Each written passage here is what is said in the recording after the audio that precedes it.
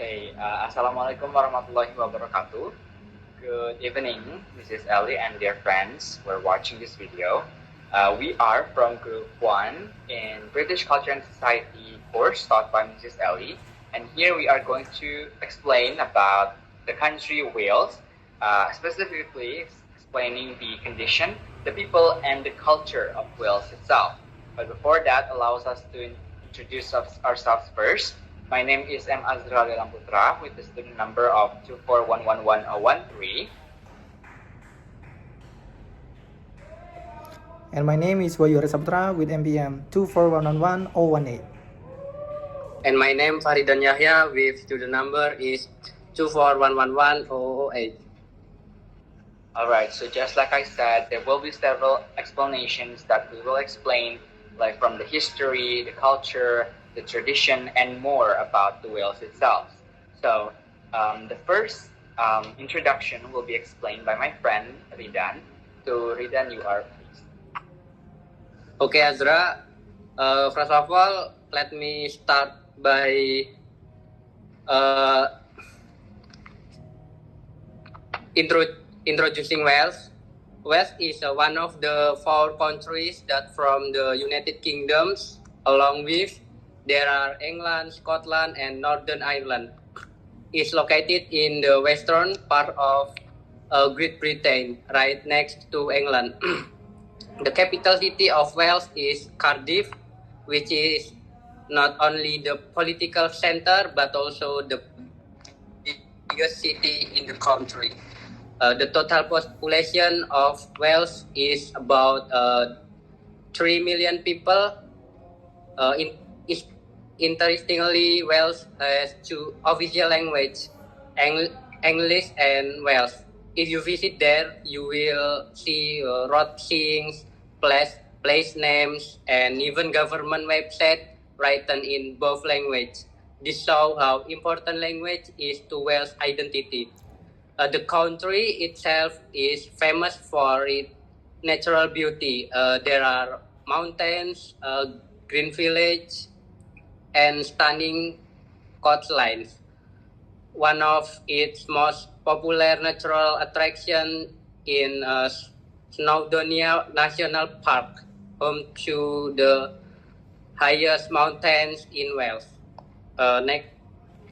Wales is also called the land of songs because the people there really love singing, especially in choirs. Music has always been a big part of Wales culture and national pride. Overall, Wales may be a small country, but it has a very strong and unique identity that makes it stand out within the United Kingdom. And the next slide, my friend will continue. All right, thank you, Ridan. Now that we have known a little introduction about Wales, now we're going to explore more about the history of Wales itself.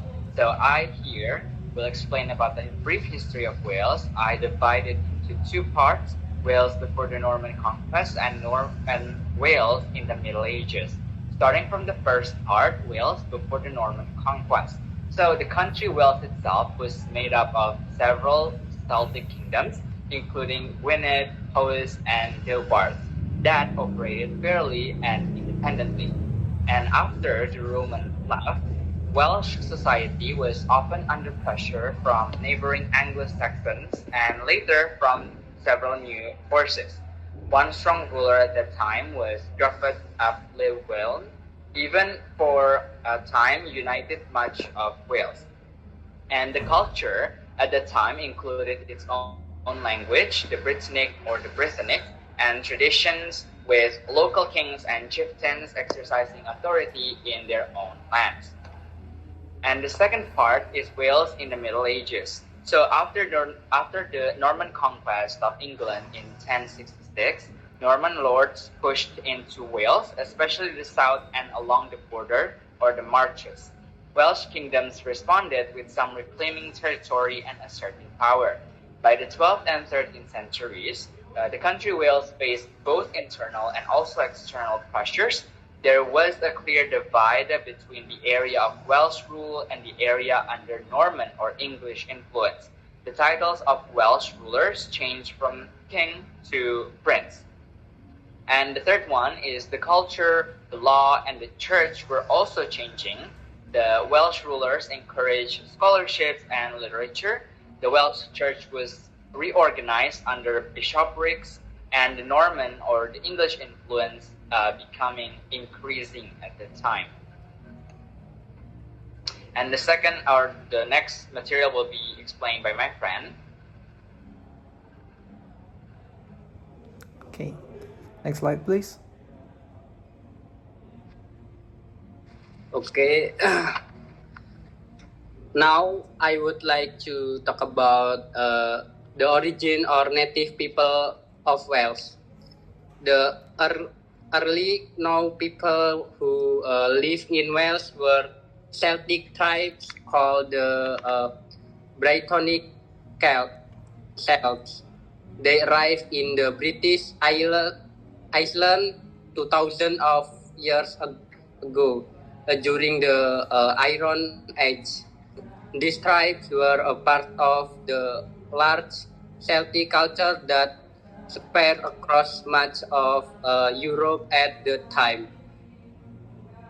The Brittonic spoke a language that eventually evolved into modern Welsh, one of the oldest living language in Europe. So when we hear people speaking Welsh today, it's actually a continue of a language that has been spoken for over 2,000 years. Interestingly, the name Wales wasn't given by the Welsh themselves. It came from an Old England word that means foreigners or outsiders. However, the people of Wales call their own country Cameroon, which means fellow countrymen, that already show how different they see themselves compared to the England. Over the countries, the Welsh people face many inventions by the Romans, the Anglo-Saxon, and the English kings. Despite all of they never lost their identity. They continue to speak Welsh, celebrate their own festivals, and pass down their tradition from one generation to another. Even today, many Welsh people are very proud of their roots. Schools in Wales now encourage students to learn the Welsh language, and there are television channel and the radio station that broadcast in Welsh. Okay, for the next slide, my friend will continue. Okay, thank you, Ridan. Now we're jumping into the cultural life of Wales, or the country Wales. There are several cultures in the country itself. Starting from the first one is the language. Just like my friends Ridan have explained it before, that Wales has two main languages, which is Welsh and English. Many people in the north and west speak Welsh daily. Just like my friend also mentioned before, that it is also taught in schools and used in some university courses. So the people there, the younger people, are already taught to speak the original language or the Welsh language in the academic environment. So the second one is the arts and the festivals. So Wales is known as the land of song for its rich musical culture, just like my friend have mentioned in the beginning. There's also a national Eisteddfod as the big festival that is related to music, poetry, and a lot of kinds of performances. And also, relating to the land of song, male choirs and traditional instruments like the harp and the crwth are very popular in Wales. Moving on, we have the visual arts and the heritage of the country. Wales has many castles, museums, and art galleries.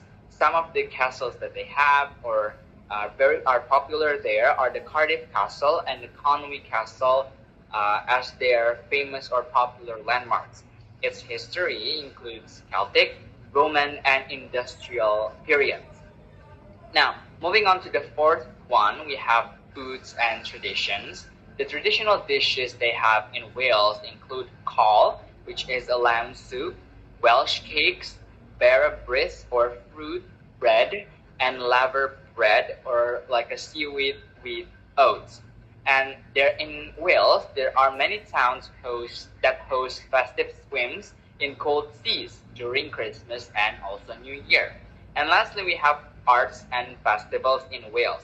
Rugby is a key part of Welsh identity. Wales often competes in events like the Rugby World Cup and the Six Nations Championships.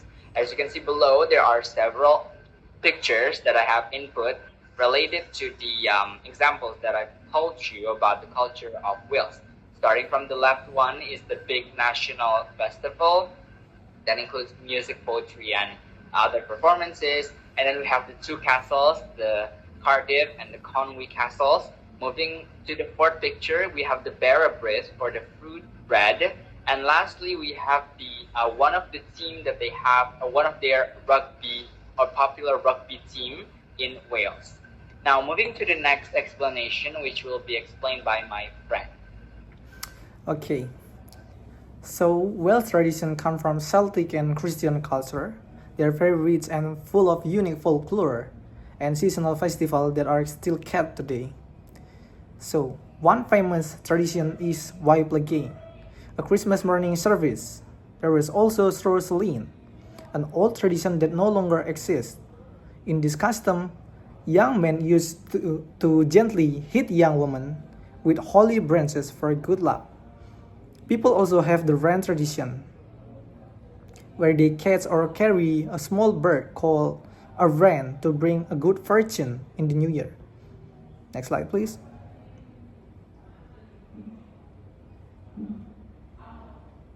So another tradition is first footing, when a dark-haired man enters to the house first on New Year's days. So they bringing lucky gifts. And finally, married Levit, a New Year celebration where people carry a decorated horse, school from door to door while singing and reciting poems. Welsh traditions are mixed Asian rituals, folklore, and strong communities culture. Even today, the people of Wales continue to celebrate and protect this tradition as part of their national pride. Next slide, please.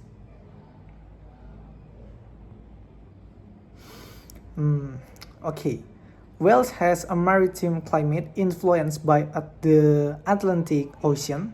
The weather is mostly cool, cloudy, wet, and windy. Mountains like Snowdonia and Brecon Beacons get the most rain, while coastal eastern areas are drier. The average temperature is about 11 degrees Celsius on the coast and 5 degrees Celsius in the highlands. Snow is rare in low areas but common in the mountains. Sometimes the north coast feels warmer because of the foehn wind. Next slide, please. Okay, most people in Wales are white and identity as Wales or Wales British. The main religion is Christianity,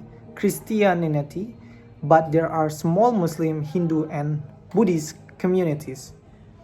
Around 46 have no religion.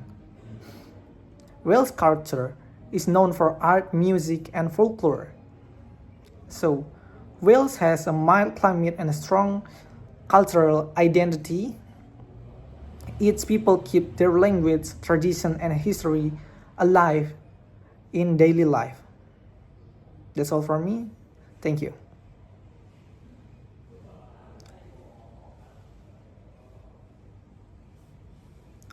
Open mic, please. Sorry, Azra, open the mic. Okay. Yes, thank you. Also, thank you very much, Wahyu and Ridan, for the explanation about the country of Wales, the condition, the people, and also its culture. So we believe that is all that we can deliver about the material today about the country Wales. We hope that we can give a lot of insight to you viewers that are watching this video. Thank you very much for watching this video and have a great day. Thank you. Assalamualaikum warahmatullahi wabarakatuh.